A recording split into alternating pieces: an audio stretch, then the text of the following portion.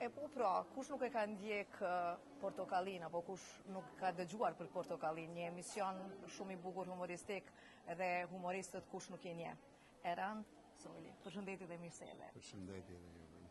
Për ndryshe sonte e kemi si konkurrent, si këngëtar me këngën e tij, dhe kjo do thot për neve në Kosovë nuk e kemi dëgjuar edhe shumë që ke edhe zë të bukur edhe këndon. Po sigurisht ata që më njohin, fansat din të gjithë që unë primare kam këngën, pastaj aktrimin, po në aktrim kam bo karrierë, në këngë ngelem këngëtar i ri si gjithmonë. Si gjithmonë. Forever young. Forever young.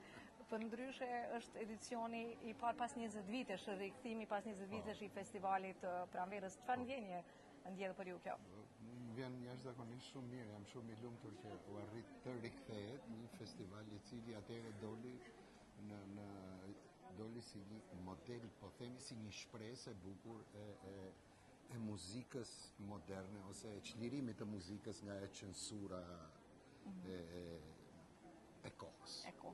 Për ndryshe, shofim që ka dhe konkurent të rinj.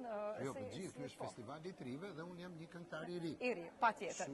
Me cilën këngë do të... Kënga, unë jam me një këngë timen, kompozume edhe me tekst timen, që titullohet Gjahtarja e Yjeve. Gjahtarja e Yjeve.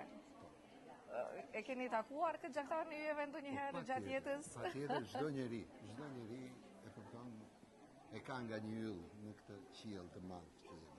Ju pëlqen ngjyra kuqe apo përfaqëson diçka?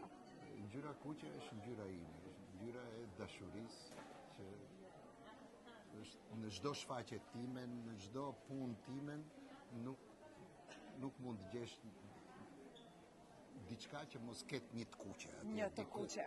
Atëherë pra me këtë kuqe dhe këtë dashuri po e përmbyllim edhe këtë intervistë me shpresën që edhe të keni sukses dhe të fitoni.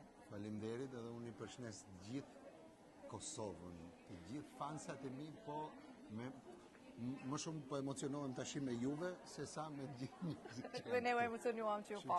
Faleminderit dhe ju që na ndiqni. Kënaqësi, suksese. Gjithashtu.